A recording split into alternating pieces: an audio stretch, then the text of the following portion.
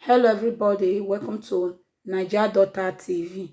I appreciate all my returning subscriber. God bless you. If you are the never subscribe, please subscribe. Yes, I bring this news come out because this our brother when you see say they talk so. I believe say no be Ghana, they another my country. I believe say na the country when they issue a paper or he get the country passport. You know, he get one our papa, we call him our papa. He say they work for Italy. Say he meet one Nigeria girl. Say the Nigeria girl, he try to interview and say he get a Ghana passport. He try to interview and the girl say he na partly Nigeria, she na partly Ghana. That is now she no be him. I'm sorry for that. She na partly Ghana and Nigeria. Okay. Then he tried to investigate the girl. Italy people at Italy, the girl escape him for Italy. Okay, now, person tell you say in a partly Nigeria, she na partly Ghana. Then you come on social media. You say why did they issue Nigeria passport? Then you paste Nigeria. The other man, because if youth and you they start with the quarrel for social media, you papa you go happy, abi? You go win an award, abi? You go happy?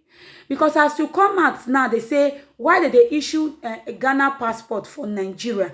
Pikin when they born for Ghana, when Ghana and Nigeria marry, they no fit issue their passport. Or as you say you did that Italy when you for the work, you go tell me say you not get Italy passport. Or pikin when you born for Italy, you go tell me say you not get Italy passport. Pikin when they born for America, you go tell me say you not get America passport. Then all your some of your youth for Ghana, some Ghana youth, they come out for social media say, stay when stay in Nigeria. Which stay in Nigeria when you not stay Ghana? Which thing when Nigerians they do, when Ghana not they do? There is this our sister when they Russia. He say Ghana they use Nigeria passport. They do things. Let my man now for a year. Let's stop the hate. You are a elderly person. You supposed to stand as a pix. You supposed to talk pigs, no be something when you go bring quarrel or when you go bring hate. You interview person tell you say, she na partly Nigeria, she na partly Ghana. Then you come up on social media, say why they issue Ghanaian passport for Ghana. Can Ghana passport change the Nigeria person life? Or can Ghana passport na visa free to the whole all over the world? Ghana passport no be visa. No be the same Africa we be. Abi Ghana na America, abi Ghana na Canada, abi Ghana na Australia, abi Ghana na what they call am UK. Let's stop the hate. You are too old to do this thing. You interview person, pikin tell you say she na partly Nigeria and Ghana. You even come and say you try to speak language. He can't even speak the language. Children when you born for Italy, you go tell me say the way when you go take speak your language, now so that all those your children will take speak that language. No. Or as Uber na France footballer. Uber na pure black. But he get France passport because they born now here. French person will come and you say, hey Puba, how you get France passport? Because you not be even metis, you not be half caste. You be black, your mama na black, your papa na black. How could? I don't really understand some people. Please, let's stop the hate. It doesn't mean we preach love every time. We don't know our left or right. If one person do you something for Nigeria, face that person. Though Nigeria is big. It's big. You can't judge you because of one person when hurt you. And you even say you don't fair work for Nigeria. You don't even fair stay in Nigeria, sleep Nigeria, collect Nigeria money. Why the hate? You stand on social media, you start to blast Nigeria. Then some of your youth in Ghana, una not do proper investment. Una not fit blast this man say, me not put enough for problem. Me not put enough for quarrel or hate. Una stand, na start to make video. Bond when hold Nigeria. Which bond hold Nigeria, not hold Ghana? Which bond hold Nigeria, not hold Ghana? Which? I bet my people, I'll leave you now. Me una watch the video by una say because as this our papa take to I no want just stop because this video as I verse, he had me before I do one. Let's stop the hate. Let's stop the hate. TB Joshua Church, now they there. Many Ghana they when they work. What is this? or no be person bring about Nigeria say na big person for Ghana say if they control and Ghana some part of school. I don't even know about the news well. You tell me say that kind of woman no get Ghana passport. What is this? I beg, I'll see you in my next video. May una watch. Who they hear Ghana, please listen to it proper. Who not they hear Ghana? I believe says this whether I don't know what I will call her. He still talk put, okay? You go hear what he talk, what he try to interpret. He say whether they stay in Ghana. What did they stay in Ghana? Ghana better pass Nigeria. What is this? Everybody, we are proud of our country. Be proud of your country. And you, my country people, be proud of your country, okay? Passport office in Ghana. I mean, you can't sell your country's pride for how much? 300, 400 cities, 700 cities. I mean, because the time is coming, the same band on the Nigerians will be on the Ghanaians. Yes, if you don't stop that activity, one day you want to travel and you realize that it's very difficult because of what you have done. So you continue. I'm not asking you to stop. Continue doing it. A time is coming, you will start paying, reaping what you are sowing. Because ask yourself, he's a Nigerian. Why is he not traveling with his passport? And he's coming for your passport. Why? You understand? And you don't ask any question because of what you eat. You are selling your country's pride. Okay, do it. A time is coming, we will start reaping what you are sowing. No problem. Ha, ye ho duro hohomu. Na mum sasem bi e koso ye man mu na se etwa se ye ka bi a eno so ye ka bi. Me nua dofo a wutie me enura asem bi sie na me pese me ka ho asem kakra. Ewo airport. Baby a me ye adwuma. Enura me confront Nigeria ni ba bi a okita Ghana passport. Okita Ghana passport. Na me confront no no a me ne eyiyi no.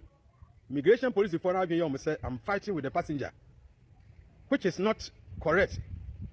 Emra ewo pass airport watch say ye ni ho kwan say ye ni passenger for eye ntokwa.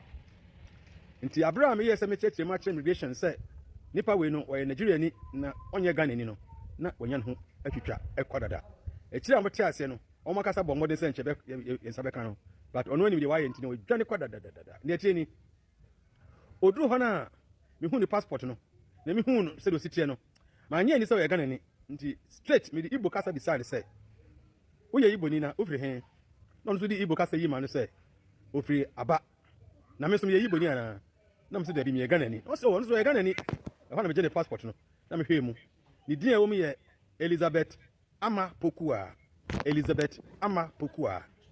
Na mbisa ne say na ofri hen o Ghana o se ofi Takoradi no se ma ekrobia ni Ghana ye friend Takoradi Takoradi na me so ho na me fi na mbisa nde nti wa po mti den o se even you don't even understand Ghana language o se etisan na my friend we in Nigeria ni we are criminal and na post for the ya me boys ne koso kakra o mo ka se me passenger kuntokwa sani pay when you tell dim o dwane ko immediately and I'm afraid the embassy I walk ha Italy na me wa me ne waka say me friend embassy ho e waka sere ba ko me ni ye pa oboa e wo passport ye mu e wo ho me bisa ne say e kon ben so na nipa Nigeria fotumi ye passport na o kire me say omo ye wo ha omo ye wo Ghana na omo kra no mo sizi passport bebre e wo ho sa omo ba sa omo ba renew a asem bisa ne say me mate say unni Ghana card untumi ye passport sankrofo we omo ye den e na omo ye passport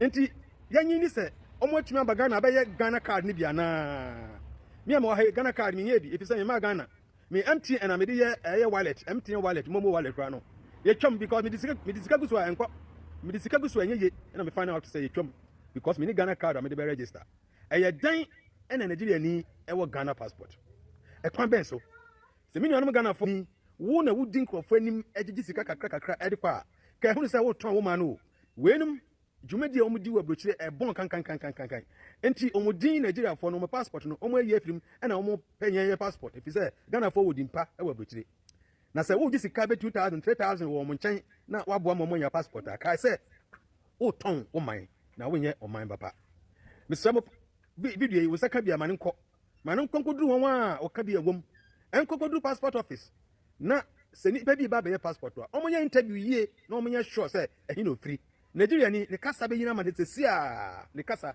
be yina matesia no matter how many years about na Ghana mesamo omunya hwedem so bia ye natural wa naturalize as a Ghanaian and we daddy so many years oba how naturalize we on tishwe o se etisen o fi takoradi enye obi a fe na amapoku a ho santifo din excuse me just bia the papa santini ebetumi abasa nanso ye enhye dan ye popular say ama pokua ofita krade Mr. Mo woyɛ mo hwehwɛ mi yie ansa na passport office may issue any document a ye de ma obi na abonefo amefram amagye Ghana passport ɛnde ye bone na maganafo ye ho ankyere yen ɛwɔ abrochire bra ye pɛ document papa bi ɛde abobra mende wase sɛ wetie mi asopam